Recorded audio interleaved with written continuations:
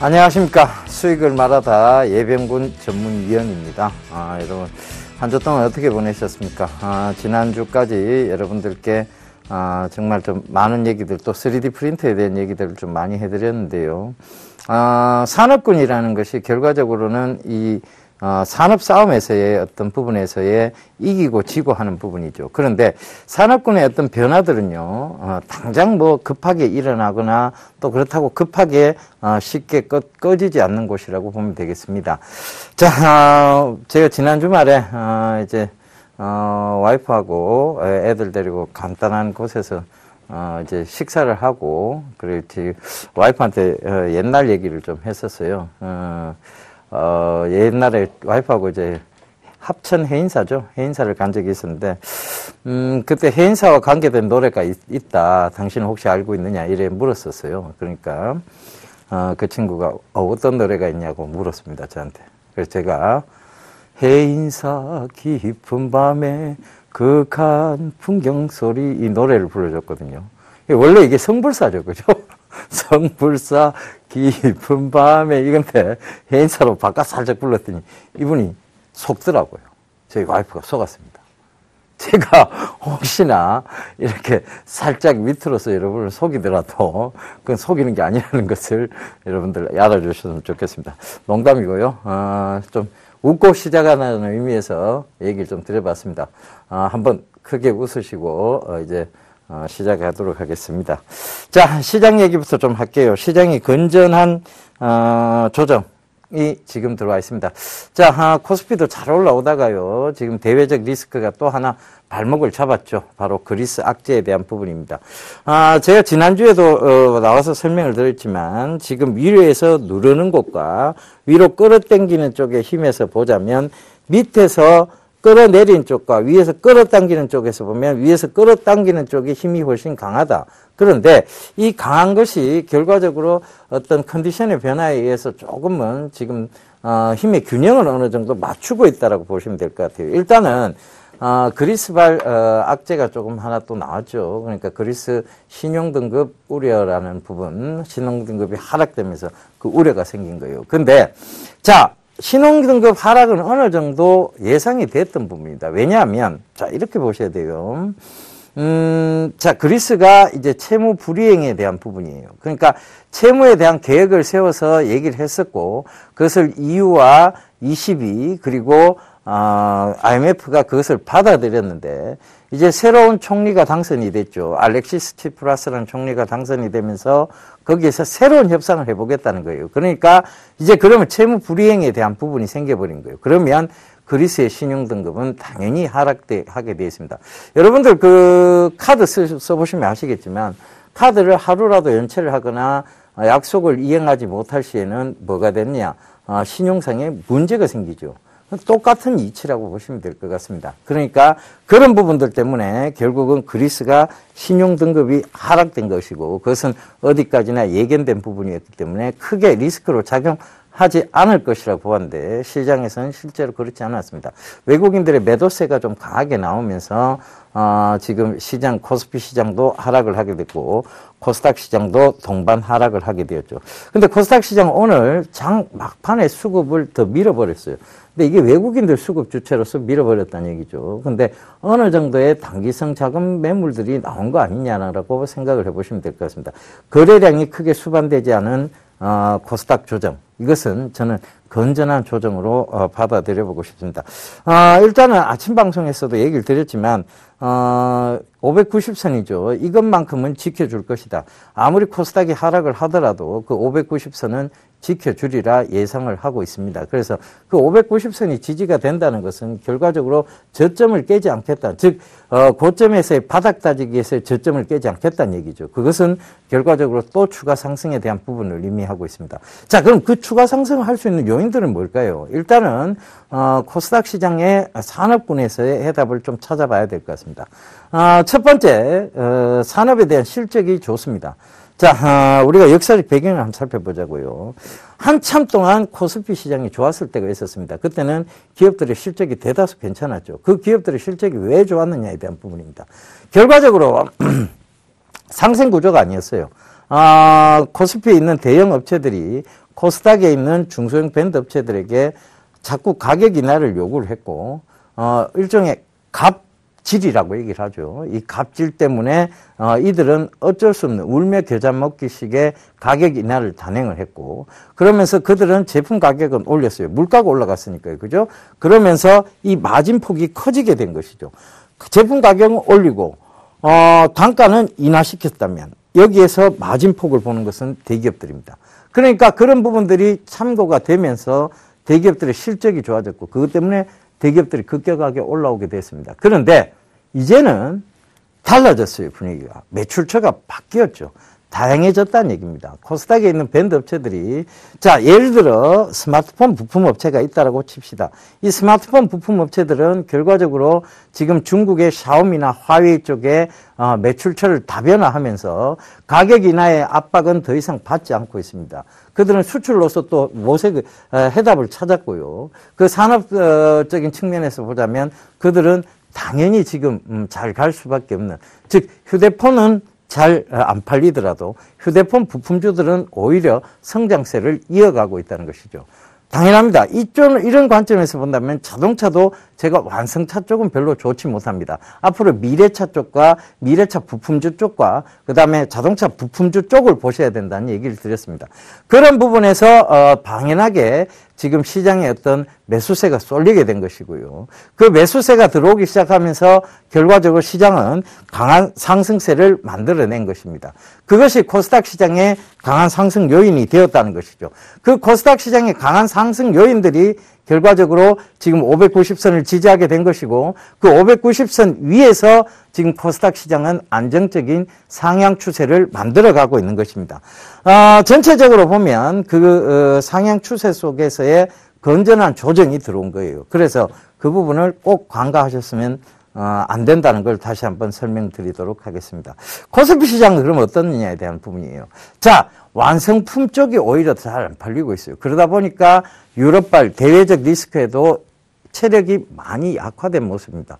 조금만 리스크가 발생을 해도 밑으로 미는 것이죠. 그래서 이런 부분들을 참고해 보신다면 여러분들이 결과적으로 이 시장에서의 코스닥과 코스피의 지금 차별화 현상을 조금 눈여겨보셔야 되고요. 그렇다고 해서 코스닥만 갈 수 있는 것은 아닙니다.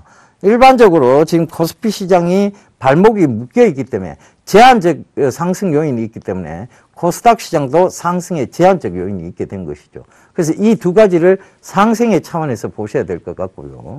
자, 코스피가 지금 그럼 갈 수 있는 것은 뭐냐? 선제적 대응이겠죠. 환율에 대한 부분들이 자꾸 변동성이 또 일어나고 있고요. 그리스에 대한 유럽 우려에 대한 부분들이 변동성으로 나타나고 있습니다. 이것을 극복할 수 있는 것은 결과적으로는 돈이겠지요. 그것은 유동성이라고 의미하고요. 그 유동성을 확보하기 위해서는 정부에서 경기 부양책을 써야 될 것입니다. 그런데 정부가 자꾸 그 경기 부양책에 대한 미온적 태도를 보이고 있습니다. 그러면서 시장은 자꾸만 출렁이게 되고요. 외인들의 수급에 의해서 좌지우지 되고 있는 시장이 된 것입니다. 자, 이번 주에는 금통위의 금리 발표가 있습니다. 근데 금리를 인하하겠느냐 아니면 금리를 인상하는 쪽이냐, 금리 인상은 거의 희박한, 아예 없다고 보시면 될 거예요. 금리 동결이나 금리 인하 쪽이에요. 그런데 금리 동결 쪽에 지금 무게를 더 실는 쪽이 있고, 금리 인하 쪽에 무게를 더 실는 쪽이 있습니다. 명분은 지금 분명합니다. 경기 부양에 대한 부분들이 남아있고요. 불황형 흑자가 지속되고 있다는 부분. 그래서 D의 공포, 디플레이션의 공포죠. 이것이 지금 국내 전반적인 경제 문제를 덮고 있기 때문에 이것을 해소하기 위해서는 바로 금리 인하의 적극적 단행 조치가 있어야 된다고 보여집니다. 그래서 이 적극적 단행 조치가 있다면 만약에 이번 주죠. 이번 주에 적극적 단행 조치가 이루어진다면 결과적으로 어떤 현상이 발생할 수 있느냐 하면 금리 인하에 대한 확고한 얘기들이 나온다면 시장은 또 한 번 급격하게 상승 가닥을 만들어낼 것입니다. 그것은 코스피뿐만 아니라 코스닥 시장에서도 마찬가지가 되겠죠. 그래서 그 부분 꼭 좀 참고해 보셔야 될 것 같습니다. 일단은요, 시장 얘기는 여기까지 좀 마무리를 짓도록 할게요. 너무 시장에 대해서 민감하게 반응하실 필요는 없습니다. 지금은 어디까지나 아직까지는 저평가 상태라고 보시면 될 것 같아요. 시장이 한 번 더 밀고 내려온다 할지라도 그것은 추가 매수의 기회지 사실은 이것을 매도하고 다시 재매수의 관점으로 보시는 것은 옳지 않다라고 분명히 말씀드리도록 하겠습니다.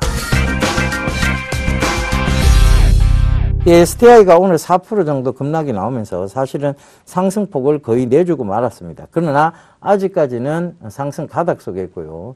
거래량 수반이 안 된 4%의 급락입니다. 이것은 크게 걱정할 단계는 아니라는 거. 주봉상으로 보면 꾸준한 상승 가닥 속을 이어오고 있는데 주봉 오늘의 주봉 저점을 찍었다고 보여지죠. 그래서 그 부분 참고해 보시면 되고요. 스맥이라는 종목이 있어요. 이게 제일 실적이 안 나온다라고 얘기를 좀 드렸었고요. 그래서 스맥이 지금 좀 많이 떨어졌죠. 그죠? 그래서 실적이 안 나온다고 한 종목들은 어김없이 빠집니다. 하이비전 시스템이 있었어요. 그죠? 하이비전 시스템. 이 하이비전 시스템도 결과적으로 크게 상승하지는 못했습니다. 오히려 좀 빠졌죠. 그런데 금일 같은 경우 보합세로 마감이 됐다는 것은 뭐냐면 이 주봉상 22평을 딱 지지를 받았어요. 근데 이 보합세로 주봉상 22평이 지지됐기 때문에 이 산업이 좋다는 것이 아니라 산업이 좋기 때문에 주봉상 22평을 지지를 받은 것입니다. 급락이 좀 나와서 지금 하이비전 시스템은 최근에 오른 것이 없기 때문에요. 오히려 상승 쪽에 무게를 두자면 이 부분이 지금 저점을 형성하고 있는 부분이다. 이렇게 받아들이시면 될 것 같아요. TPC 역시 마찬가지예요. 크게 오른 게 없어요. 그러다 보니까 오늘 같은 날도 오히려 10원 오르는 그러니까 크게 오른 것은 아닙니다만 오히려 오르는 모습을 보여줬고요. TPC, 하이비전 시스템, STI까지는 괜찮게 말씀드렸고요. 관리 종목이라 조금 찝찝하게 말씀드렸던 KDC가 사실은 급등세가 방송 나오고 난 이후에 급등세가 좀 연출됐습니다. 화요일 날 상한가를 갖고 수요일 날까지 급등세가 나왔고요. 방송이 나오고 난 이유는 오히려 좀 빠졌습니다. 그런데 크게 빠진 구간은 아니에요. 그래서 그 부분 좀 참고를 해보셨으면 좋겠고요. 그다음 CTL을 좀 살펴보자면 CTL이 지난주 수요일 날 방송 나가고 목요일 날 바로 가격 제한폭까지 오르다가 이틀 지금 조정이 건전하게 들어왔습니다. 근데 이 중에서 관리 종목이었던 KDC에 대한 위해성 여부가 오늘 좀 나와요. 그래서 그 부분도 좀 설명을 조금 이따 드릴 테니까요. 잘 참고를 해보셨으면 좋겠습니다. 오늘 얘기 드릴 것은요. 지금 말이 많습니다. 코스닥 고점이다. 아니다.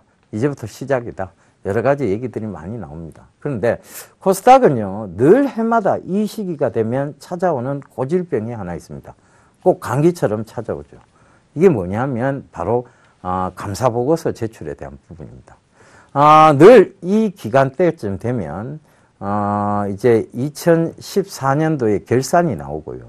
그러면 연속 적자 기업이나 그다음에 감사보고서 부적절 그다음에 이런 부분들이 우려가 되면서 시장은 늘 한 번씩의 급락이 나왔어요. 그런데 오늘 그게 그 급락이냐고 보면 아닌 것 같아요. 일단은 오늘은 그로 인해서 생긴 급락은 아닙니다. 하지만 늘 이 시기쯤 되면 그것도 2월 한 중순이 넘어서기 시작하는 2월 20일쯤 무렵부터 30일 사이에는 코스닥의 급락세가 나왔습니다. 그럼에도 불구하고 요새 코스닥이 좋았던 이유는 기업들의 건전성 차원이 확보가 되고 있다는 얘기죠.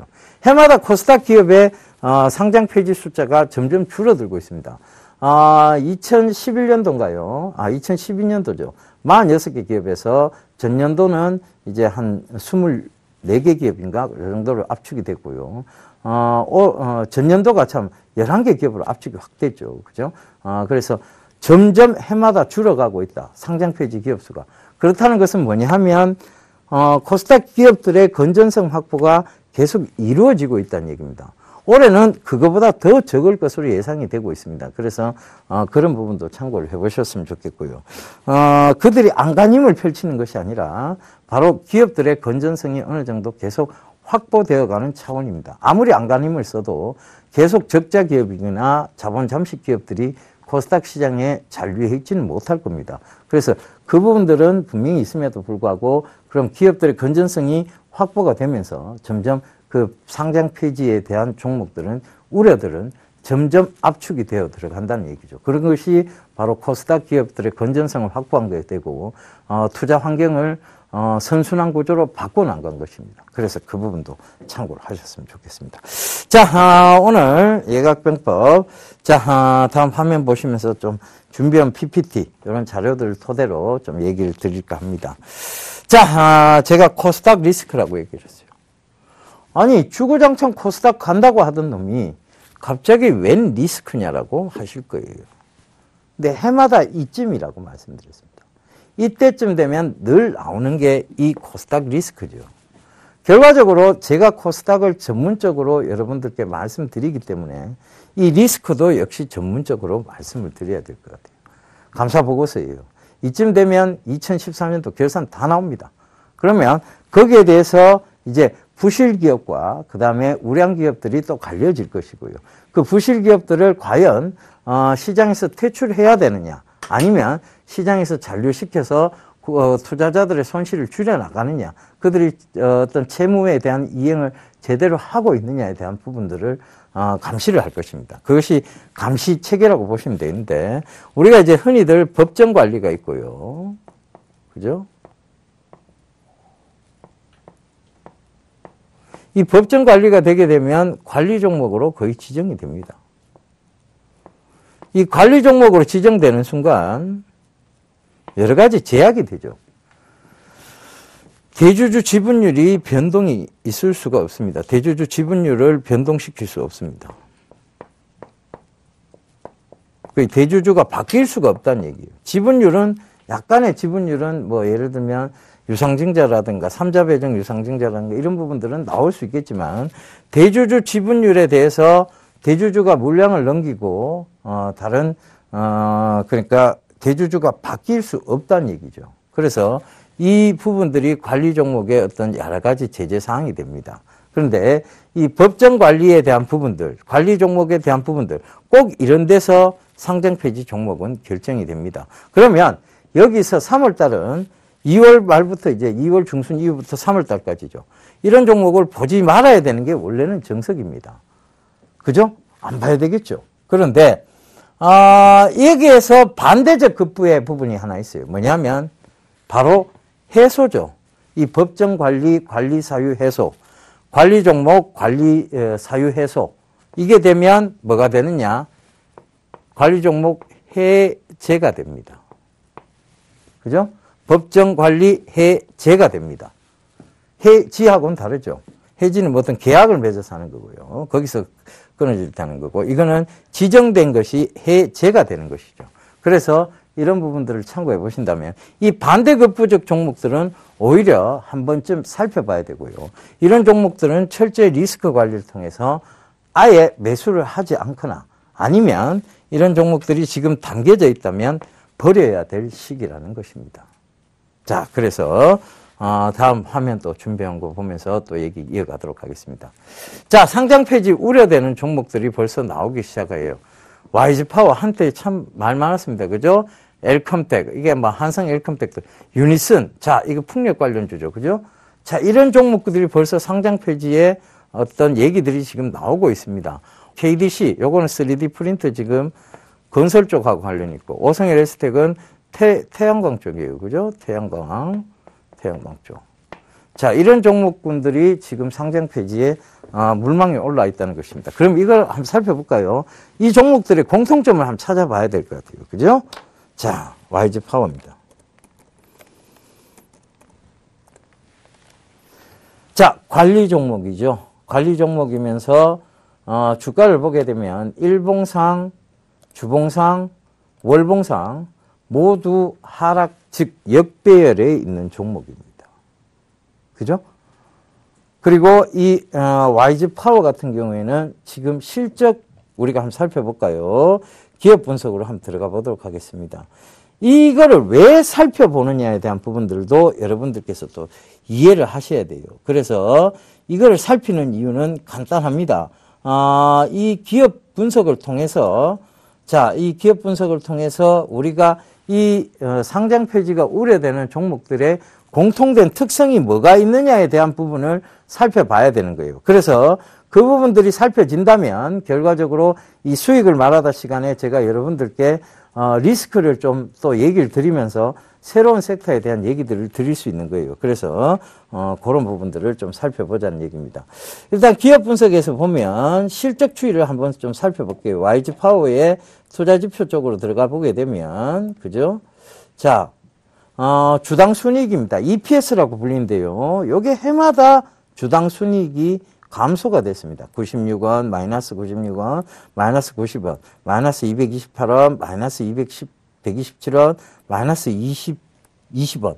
자, 이렇게 해마다 주당 순이익이 빠지고, 만약에 예를 들면, 지금 현재, 기업이, 지금 200원짜리라면, 자, 이 주당 순이익이 또 20원이 감소가 됐다라면, 이 회사가 자꾸 주가가 내려가는 수밖에 없는 요인이 되는 거예요. 그러면 여기서 210원이었던 종목이 또 주당 순이익 감소해서 마이너스 20, 또 주당 순이익이 마이너스 90원. 이렇게 되면 결국은 이게 없어지겠죠. 주당 순이익 자체가 지금 주가로 주당 순이익을 자꾸 빼게 되면 이게 적자가 나다. 한 주 가격이 요건데 주당 적자가 이렇게 났으면 결국은 이거는 소멸되는 것이죠. 이게 뭐냐면 결국은 자본 잠식과 연계되는 겁니다. 회사에 자본이 남아있지 않다는 얘기죠. 전부 잠식되었다는 것입니다. 그러면 자 그렇게 따졌을 때 결국은 상장 폐지 사유가 된다는 얘기죠. 그죠? 자 그래서 실적이 좋지 못하다는 또 하나의 부분이 나옵니다. 그 다음에 엘컴텍을 한번 볼게요. 역시 마찬가지입니다. 주가는 월봉, 주봉, 일봉 모두 역배열이고요. 감자를 단행을 했었던 종목입니다. 감자를 했다는 것은 상장 폐지를 면하기 위한 하나의 굉장히 큰 수단으로 보여지기도 합니다. 한때는 그렇게 감자를 통해서 상장 폐지 사유들을 해소해 나갔어요. 왜냐하면 일부 자본 잠식이라는 것을 인정하고 감자를 단행함으로 해서 회사의 건전성을 확보한다고 했죠. 근데 자, 이걸 봐보세요. 기업 분석에 또 한 번 들어가 보겠습니다. 기업 분석에 또 들어가 보면 이 엘컴텍의 투자 지표에서도 보면 주당 순이익은 어마어마한 적자를 보이고 있습니다. EPS에서 보면 2010년도에서 마이너스 4만 5천 원, 2011년도에서 마이너스 4만 8천 원, 2012년도는 무려 마이너스 14만 8천 원이 됩니다.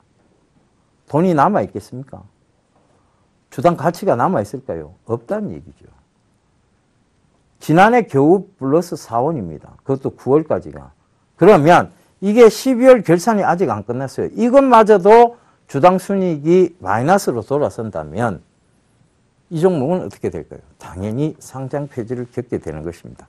자, 이제 공통점들이 하나하나씩 드러나오기 시작합니다. 그럼 여러분들도 여러분들의 종목을 지금 이 차트와 그 다음에 지금 이 회사의 재무제표상의 건전성, 주당 순이익의 건전성 이런 것들을 한번 살펴봐야 되겠죠. 그렇게 된다면 여러분들이 과연 이 회사에 투자를 해야 되는 쪽인가 아니면 많이 떨어졌다고 해도 이런 종목은 보지 않을 것인가에 대한 명확한 답변들이 나올 것입니다. 자, 그 다음 유니슨도 한번 볼게요. 풍력이죠. 신재생에너지는요. 이렇게 보셔야 돼요. 결과적으로 국제 유가가 비쌀 때는 이 신재생에너지도 어느 정도 효용 가치성이 있습니다. 그런데 국제 유가가 많이 떨어졌어요. 신재생 에너지의 효용 가치성 떨어지죠. 거기다가 원자력만한 그러니까 가성비라고 얘기죠. 투자 대비에 비해서 가장 효율성이 높은 그런 원자력만한 신재생 에너지는 없다라고 판단이 된 거예요. 그러면 그런 측면에서 본다면 이 유니스는 당연히 지금 인기를 끌지 못하겠죠. 당연히 풍력 태양광 쪽은 어려워질 수밖에 없었던 상황입니다. 거기다가 중국이 인해전술로 이 풍력 업체들을 그리고 혹은 태양광 업체들을 많이 차렸어요. 그들조차도 힘듭니다. 워낙 가격 경쟁을 심하게 했기 때문에. 자, 그렇다면 이 회사의 자 차트도 또 한번 살펴볼게요. 유니슨도 역시 마찬가지입니다. 일봉, 주봉, 월봉이 모두 역배열의 구간에 있고요. 거기다가 자, 이 기업 분석을 또 들어가 보자고요. 유니슨의 주당 순이익을 좀 따져보자고요. 자, 지금 몇 년 연속 아직 분기 결산이 나오지는 않았습니다. 2014년 결산. 그런데도 불구하고 마이너스 2,700원, 그죠? 까봐진 거예요. 그 다음에 2011년도 마이너스 4,000원, 2012년도 마이너스 500원, 그리고 2013년도 마이너스 1,600원, 그리고 전년도 9월까지가 마이너스 280원입니다. 돈은 계속 주가가 떨어질 수밖에 없던 요인들을 만들어낸 것이죠. 그러면서 실적도 나쁘지 않고, 나빴고, 그 다음에 업황적 가치, 즉, 이 업황이 그래도 괜찮았다면 이렇게 실적이 나쁘진 않았을 거예요. 근데 업황조차 좋지 못했습니다. 그러다 보니까 실적은 더더욱, 이제 널뛰기를 하면서 떨어진 것이고요. 그래서 그런 부분들을 참고해 보신다면, 야, 이게 공통적인 그 부분이 있구나라는 것을 느끼실 겁니다. 자, KMRNC 한번 볼까요? KMRNC입니다. 역시 마찬가지겠죠.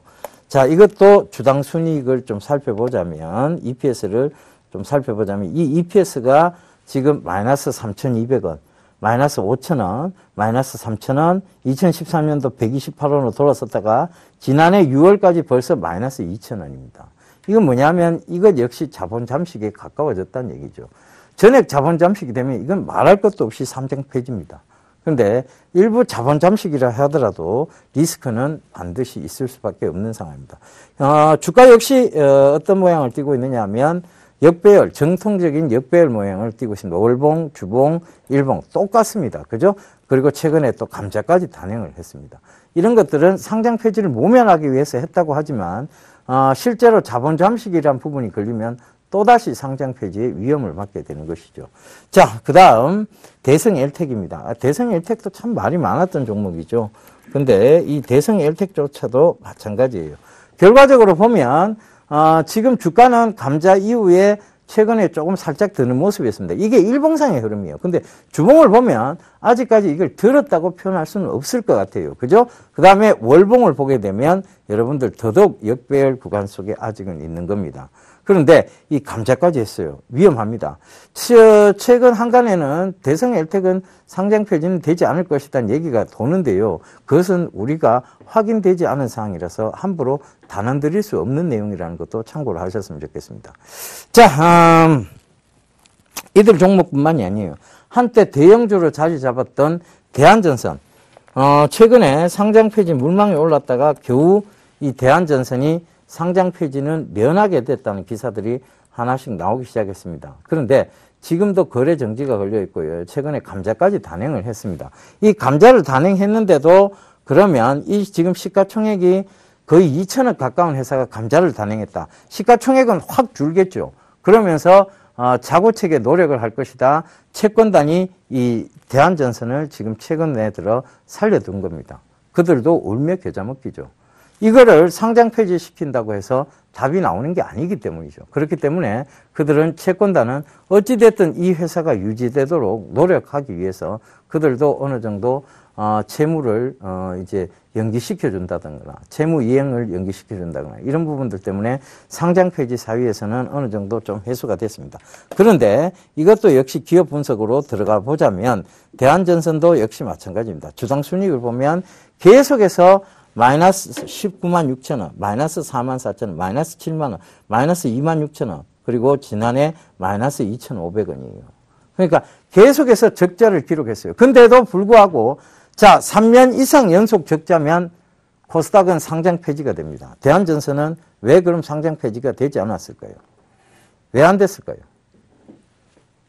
모르시죠? 거래소 종목이라 그렇습니다. 이것은 코스닥에 한한 얘기입니다. 3년 연속 적자가 이루어졌을 때 상장 폐지 요건에 해당한다. 그것은 코스닥에 국한된 얘기고요. 거래소 종목이 그렇지는 않습니다. 그래서 그 부분도 참고를 해보셨으면 좋겠습니다.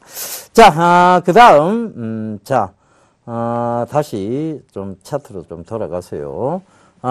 이제, 오성 LST죠. 오성 LST입니다. 자, 이 태양광 회사죠. 자, 이거 지금 보면 최근에 감자단했고 똑같은 모습을 띠고 있어요.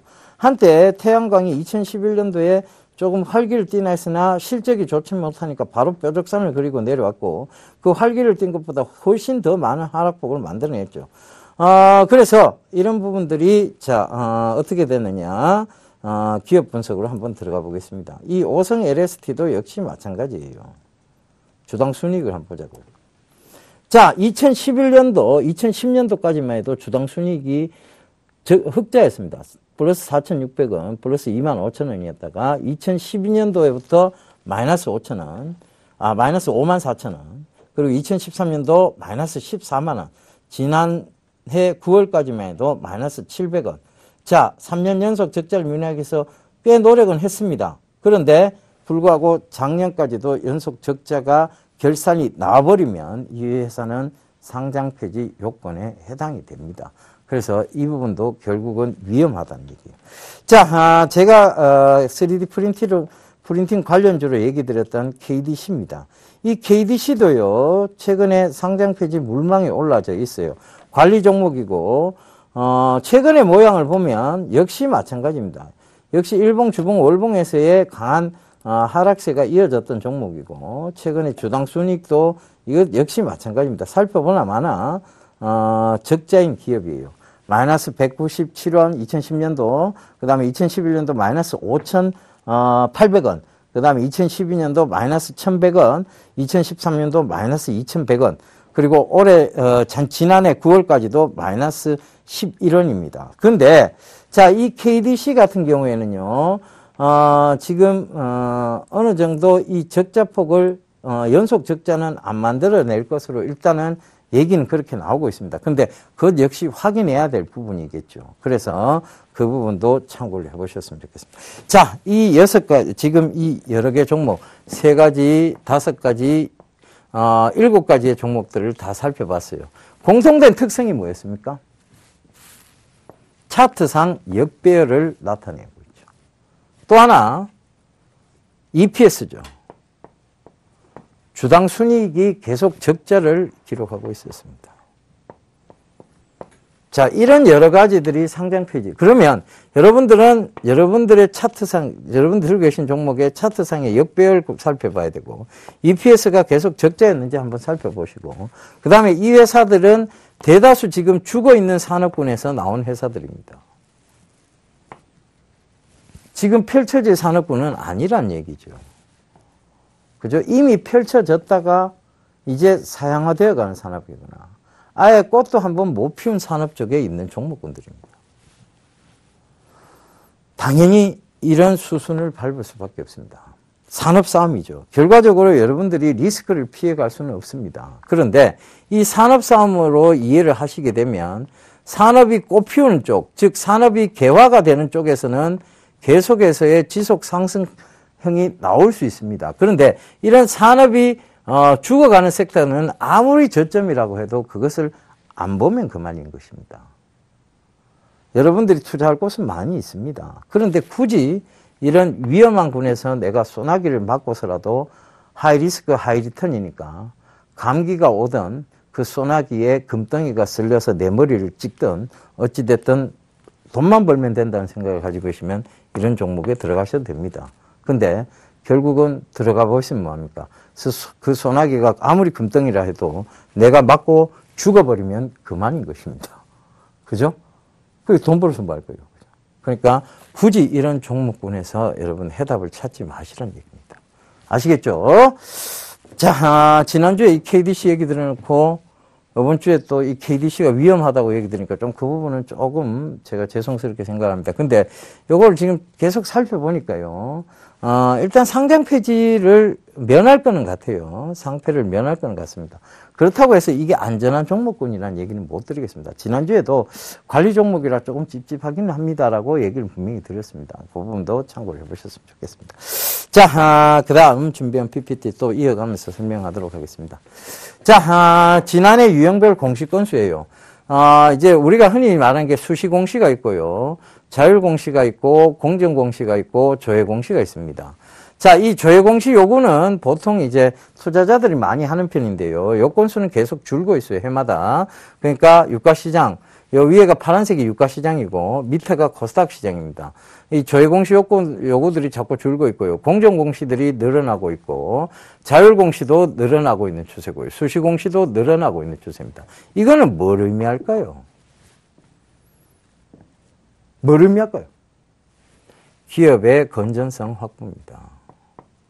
공시 시스템이 그만큼 많이 바뀌어서 기업들이 전체적으로 건전성을 확보하고 있다는 얘기예요. 그래서 그 부분도 참고를 해보셨으면 좋겠습니다. 이런 부분들이 결과적으로 코스닥의 상장 폐지 종목들이 점점 숫자가 줄어들고 있는 한 요인을 만들어낸 것이죠. 그래서 참고를 해보셨으면 좋겠고. 자, 다음 종목, 다음 PPT 좀 볼게요. 코스닥 시장 추이입니다. 자, 이제 600선을 돌파를 했어요. 2015년 2월에. 자, 2008년도 510선. 그죠? 2009년도 500선. 그죠? 2011년도 496선. 그 다음에 2013년도 499선. 그러다가 지난해 코스닥이 시장이 좋으면서 542선까지. 그리고 올해 드디어 2015년도 600선을 돌파를 했습니다. 자, 이 돌파하게 된 배경적 원인은 뭐냐 하면 결과적으로 이제 시장이 어느 정도 건전성을 확보해 들어가고 있다는 얘기입니다.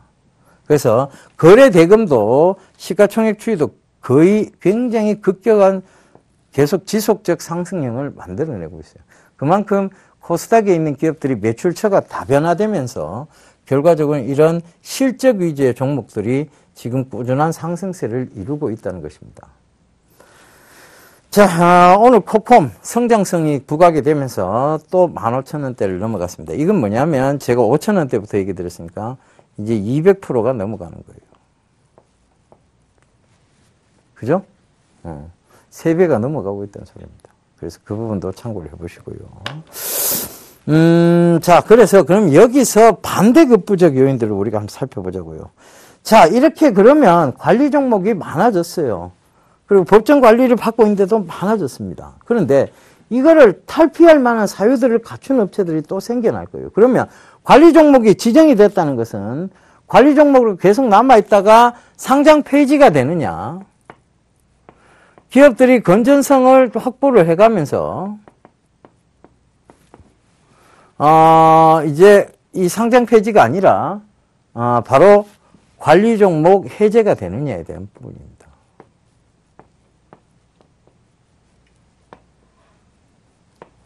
그러면 이거는 리스크가 있겠죠. 상장 폐지가 될 수 있는 종목은 리스크가 있습니다.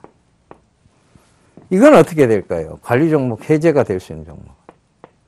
리스크가 해제일까요? 리스크 해제입니까? 리스크가 이제 많은 거고 리스크 해제라고 보셔야 됩니까? 아니죠. 반대적 급부로 보면 이 관리 종목이 해제된다는 것은 기업의 건전성 확보가 되는 겁니다. 건전성 확보는 주가의 상승으로 이어지죠. 주가 상승. 자, 이 얘기를 제가 지난주 금요일이에요. 역전의 명수 시간에 이 얘기를 드리면서 예를 들어 드린 종목이 하나 있습니다. 바로 다음 종목인데요. 화면 한번 보실게요. 현대페인트입니다. 현대페인트는 지금 관리 종목으로 지정이 되어 있어요. 현대페인트의 이걸 한번 살펴볼까요?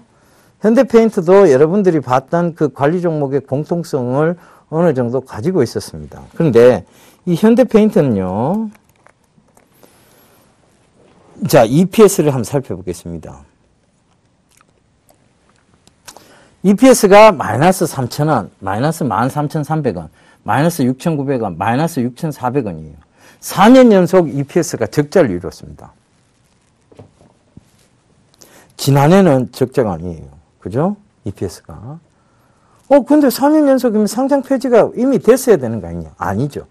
아까 조금 전에 또 설명드린 게 있잖아요.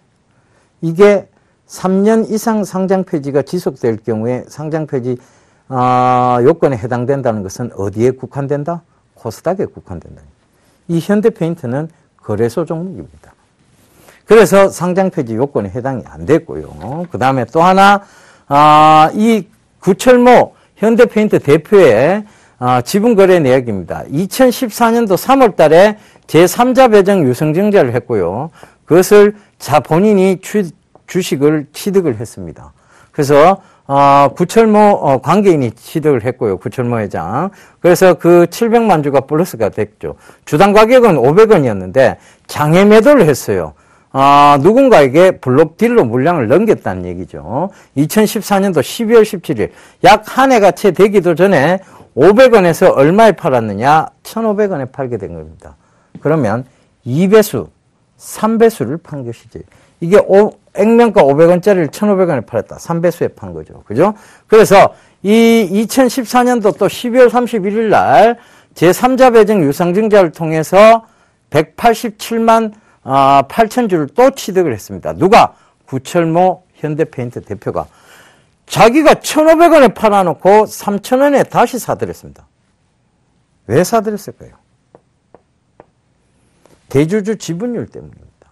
이 지분율이, 대주주 지분율이 90%가 넘어가게 되면요. 이거는 상장폐지 사유에 해당됩니다. 그죠? 근데 이 90%를 안 넘기기 위해서 이 700만 주를 넘겼고, 방어를 하기 위해서 187만 주를 더 높은 가격에, 이 2배가 되는 가격에 사들였다는 얘기예요. 3,195원에 샀다는 얘기죠. 그럼 현재 주가는 얼마일까요? 제가 지난주 금요일 날 이걸 분석해서 설명드리고 난 이후에 그날 현대페인트가 5% 정도 올랐습니다. 약 4.82% 올랐고요. 오늘도 4.80%가 올랐습니다. 그럼 양 이틀간 만에 거의 9%, 약 4%가 되는 거의 10%에 가까운 만큼 올랐어요. 그죠? 그렇다는 것은 결과적으로 이 3자 배정 유상증자가 3,195원인데 아직도 그 가격에 미치지도 못하는 2,620원까지 떨어져 있다는 얘기입니다. 상장 폐지 사유는 없습니다. 해당 사항 없습니다. 그죠? 그러면 이건 없어요. 그러면 이 관리 종목 탈피가 될 수 있느냐? 자, 관리 종목 탈피가 된다는 것도 주당 순이익이 EPS가 흑자로 돌았었다. 그 다음에 이 현대페인트의 주식 담당자하고 통화를 한번 해보세요. 관리 종목 탈피는 명확합니다라고 얘기를 할 겁니다. 아마. 제가 이 통화해본 내용이니까요. 그죠? 그래서 그런 부분들을 참고해서 여러분들께 말씀을 드렸고요. 그 반대급부적 차원에서 이런 종목을 예를 들어 드린 겁니다. 그러니까 그 부분도 참고를 해보셨으면 좋겠습니다. 자, 시장은요, 여전히 어떤, 지금 변동성의 구간에 와 있습니다. 근데 이 변동성을 여러분들께서 잘 활용을 하시면요, 이것은 리스크가 아니라 오히려 찬스가 됩니다. 우리가 그 리스크를 피해 나갈 수 있을까요를 제가 회원이나 가족분들한테 참 질문을 많이 드립니다. 리스크 피해 나갈 혹시 역사적으로 리스크를 피해 나갔던 사람은 누굴까요? 라고를 물어보면 여러분들이 대다수 대답이 워렌 버핏 이런 얘기를 합니다. 워렌 버핏은 리스크를 피해 나간 사람이 아니라요. 리스크를 정면으로 맞붙은 사람입니다. 뭐냐? 중장기적 투자 관점에서 리스크를 맞붙은 사람이죠. 자, 워렌 버핏이 코카콜라 주식을 살 때도 세계 대공황이었고 오히려 그것은 굉장히 주식시장에 큰 리스크였어요. 근데 그는 어떻게 했느냐면 떨어져도 사고 올라도 사고를 계속 반복하면서 그 리스크를 정면으로 장기 투자로서 승부처로 잡은 거죠. 장기 투자의 승부처. 즉 찬스로 만들어 나갔다는 얘기입니다. 자, 우리가 흔히들 그 리스크를 피해 나갔던 사람들을 대다수 여러분들이 기억하는 사람들 위주로 한번 짚어보자고요. 주식을 오래 하셨던 분이라면 아마 기억나는 이름들이 있을 겁니다. 첫 번째, 압구정 미꾸라지라고 하는 유명한 개인 투자자가 있었죠. 이 압구정 미꾸라지는요, 주식 그 거래를 통해서요, 미꾸라지라는 별명을 얻을 만큼 굉장히 리스크들을 잘 피해 나갔던 사람입니다. 근데 이분도 지금 삶이 그닥 좋지는 못합니다. 그것은 뭐냐 하면 그 리스크는 어떻게 한두 번은 운으로 피해 나갈 수 있어요. 예측 가능한 영역에서도 피해 나갈 수 있습니다. 그런데 그것을 매번 피해 나가는 게 어렵다는 결론이 나오는 것이죠. 자, 또 한 번의 예를 하나 들어볼까요? 여러분 한때 굉장히 떠들썩하게 나왔던 사람이 있죠. 미네르바라는 사람이 있습니다. 이 사람이 리먼 사태에 대한 리스크를 예측을 하고 방송을 하면서 코스피가 500포인트까지 600포인트까지 빠진다는 얘기를 하면서 시장을 공포로 몰아넣었고요.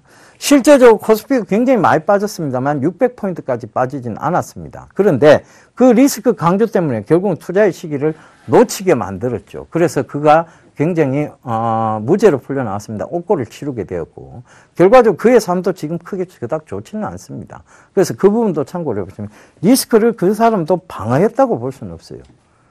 그죠? 그렇게 보시면 될 것 같아요. 자, 한때 여기 그 슈퍼개미 김정환 씨라고 있었어요. 그러니까 이제 뭐 밸류25라는 투자 자문형 회사도 차렸고요. 투자 자문형 앱을 통해서 굉장히 많은 이제 투자자들 모아서 그들에게 이제 책도 팔고 이랬던 사람이죠. 그 역시 지금 어떠냐? 굉장히 좋지 못한 삶을 살고 있습니다. 그는 그때 당시 리먼 사태 때는 삼천리 자전거로 리스크를 피해서 큰 수익을 거뒀는지 모르겠습니다만 오히려 시장이 급격하게 재회복할 때 오히려 포휴먼이라는 얼토당토하는 이런 정말 쓰레기 같은 회사를 권해갖고 투자자들에게 엄청난 손실을 입혔죠. 자기의 잘못된 분석을 해내서. 그래서 결국은 이 사람도 밸류25라는 그 투자 자문형 회사를 접게 된 상황이 생겼고 이 포유먼은 상장 폐지까지 가게 됩니다. 이용이라는 대표가 있었는데요. 실제로 이 재무제표도 다 속였는 거고 감사 의견도 잘못된 것이었습니다. 그래서 이 소액주주들이 이 포유먼을 상대로 소송을 했죠. 근데 포유먼은 뭐 아무것도 없으니까 이용이로 한 상대 소송에서는 크게 실익이 없어요. 그런데 이 포유먼을 감사했던 것이 있죠. 바로 3.1회계법인입니다. 3.1회계법인을 상대로 소송을 했고요. 지금 1심에서 바로 30%까지 배상하라는 판결이 떨어졌죠. 그래서 너거에게 30%의 책임이 있다라고 3.1회계법인에게 넘겼습니다.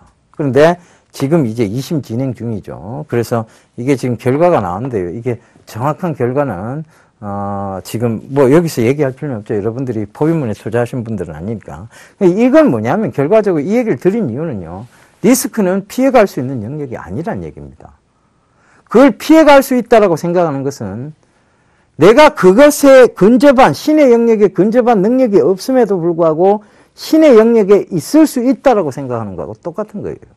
그래서 리스크는 피해갈 수 없습니다. 오히려 워렌 버핏처럼 리스크와 당당히 맞붙어 싸워서 이기십시오. 그 기회를 잡아나가시면서요. 그래서 제가 성장성 있는 중소형주의 중장기 투자를 늘 얘기 드리는 것입니다. 자, 오늘 준비한 시간은 여기까지예요. 역시 시간이 짧네요. 그런데 늘 여러분들께 새로운 좀 미리 준비할 수 있는 영역들을 준비한다고 오늘도 자료를 굉장히 많이 찾아봤는데요. 지난주부터 사실 찾아봤습니다. 근데 여기에 대한 자료들이 크게 나와 있지 않습니다. 시장에. 그렇다는 것은 뭐냐면 이 시장은 미리 뭔가를 준비하는 것보다는 늘 뭔가 악재가 터져 나오고 나면 뭔가 호재가 터져 나오고 나면 그 다음에 기사를 쓴다는 것이죠. 그래서 그 부분도 참고해 보시면서 이 수익을 말하다를 통해서 늘 선제적 악재 대응 그리고 늘 선제적 호재 대응을 하시는 현명한 투자자가 되시기를 당부드리면서 저는 이만 물러가도록 하겠습니다. 2월인데도 날씨는 여전히 차갑습니다. 스튜디오 안은 더운데요. 여러분들 뭐 어찌 됐든 그리고 우야든동 경상도 사투리죠. 그죠? 우야든동 건강 유념하시길 당부드리면서 저는 다음 주에 다시 인사드리겠습니다. 감사합니다. 예금해 주세요.